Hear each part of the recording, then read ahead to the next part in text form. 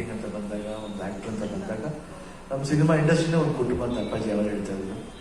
ವಿಜಯನ ನಾನು ಆಲ್ಮೋಸ್ಟ್ ಒಂದು 24 ಇಯರ್ಸ್ ನೋಡ್ತಾ ಇದ್ದೀನಿ.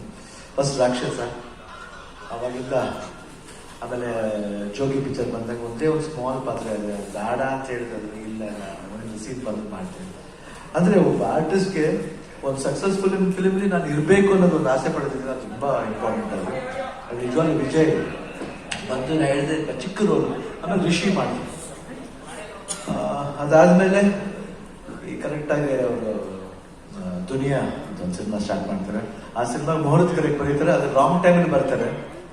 ಅಪ್ಪಾಜಿ ಹೋಗಿದ್ದು 2ನೇ ದಿನಕ್ಕೆ ಬಂದಾಗ ನನಗೆ ಒಂಥರ ಮನಸ್ಸು ಕಷ್ಟ ಆಗುತ್ತೆ.